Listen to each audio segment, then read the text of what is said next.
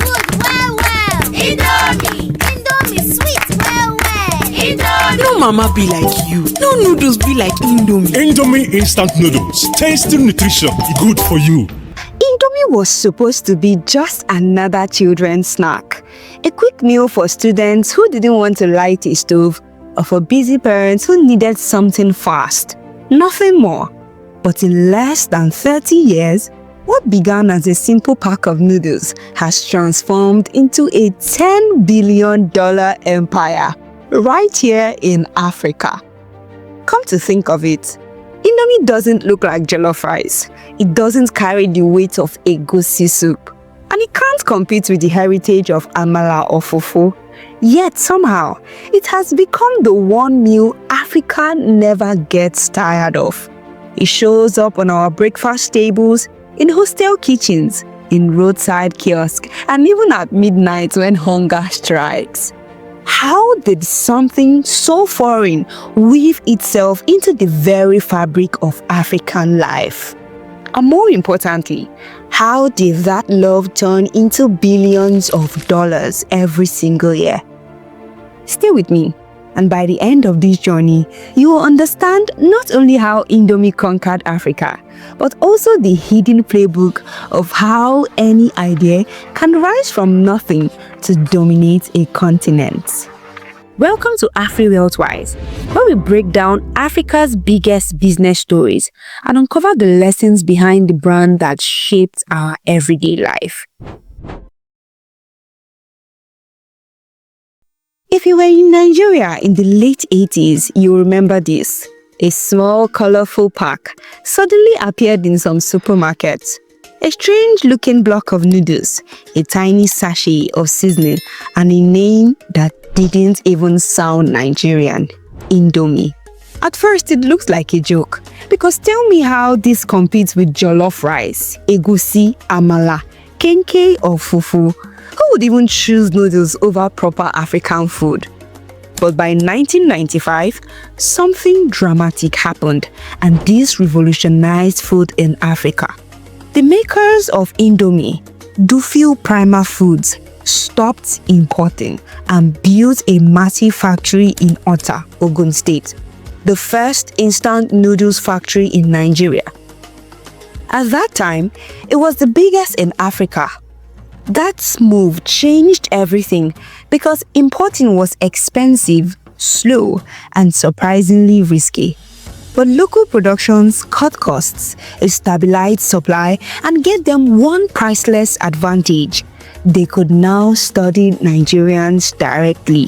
What flavors they liked, how they cooked, even the funny ways we twisted recipes.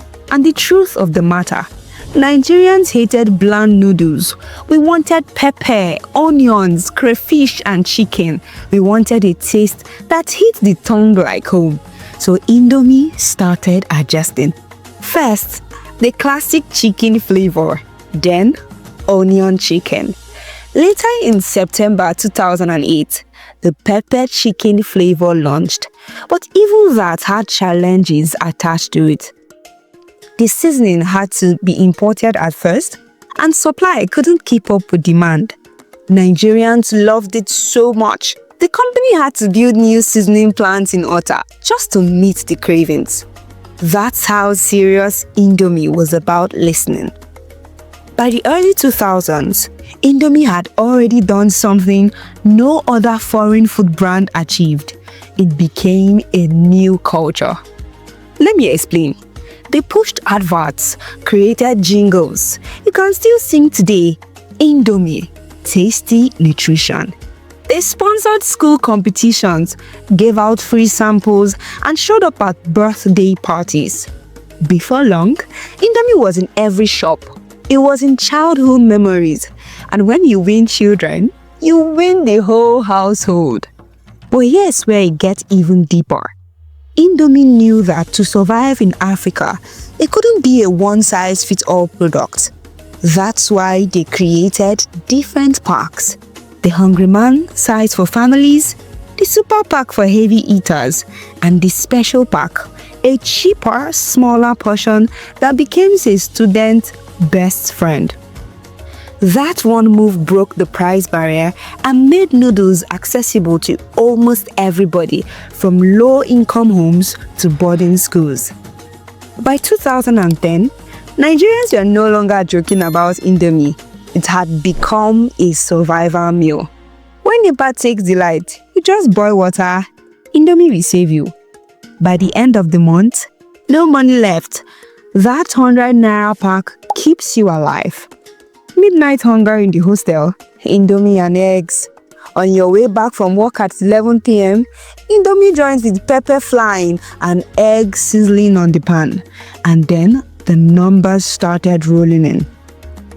In 2017, Dufil acquired Dangote's noodles business for 3.7 billion and later took over Mimi's lines too. That meant less competition, more control, and even bigger scale. But behind all the business plays, the real magic is this: Indomie made itself ours. Unlike burgers or pizza, which remained foreign food, Indomie became so local that in Nigeria, people call all noodles Indomie. Even when it's not Indomie, and it didn't happen by luck, but because they listened, adapted, and tied their name to our lives. So when you hear that Indomie makes over $10 billion a year globally, remember this: a huge slice of that story is written here in Africa, where a foreign snack became part of our soul food. How did Indomie turn 3-minute noodles into Africa's biggest food empire? Here are 5 powerful business lessons for every business entrepreneur chasing dominance in tough, unpredictable markets. 1. Don't just enter the market, enter the culture. When Indomie came to Nigeria in 1988, people looked at it like a joke. Noodles? 3 minutes food? Who will eat that? But instead of fighting the culture, they studied it. They learned that Africans don't eat alone. Food is communal. So they made flavors that worked with eggs, pepper, sardines, even soya. They adjusted seasoning to match the African tongue. They even studied how mothers fed their kids because that's who they wanted to win first. And when that Mama Do Good jingle dropped, that was it. Indomie became home food. So if your brand doesn't learn the local heartbeat, it will never own the market. 2. Pricing. Africans are not loyal to brands, they are pocket loyal. Indomie understood that early when they created packs for every pocket, for the students hustling in a single room to the family meal. When competitors came, they were too late. Indomie had already sat in every kitchen, kiosk and canteen across Nigeria and beyond.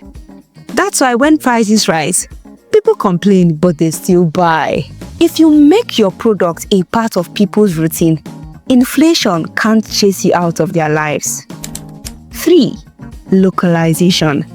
When import restrictions started frustrating businesses, Indomie didn't panic. They invested.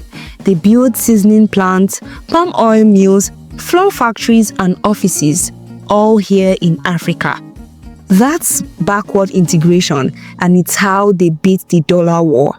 They created jobs, independence, and beat the currency exchange brouhaha.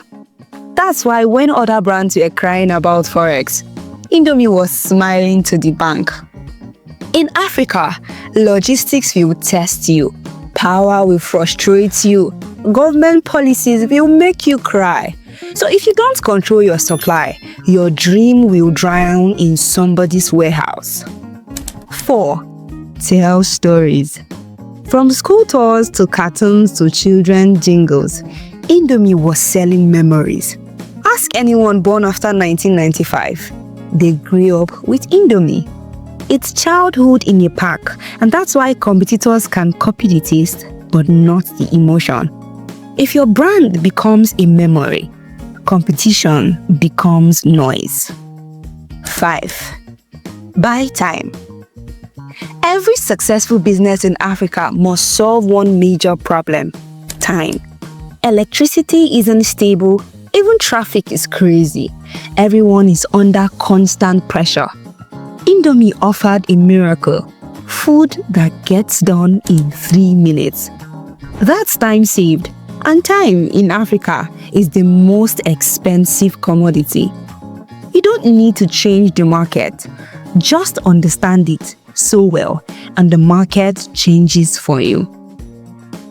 Indomie's story proves one thing, that Africa rewards those who listen, adapt, and build for her people.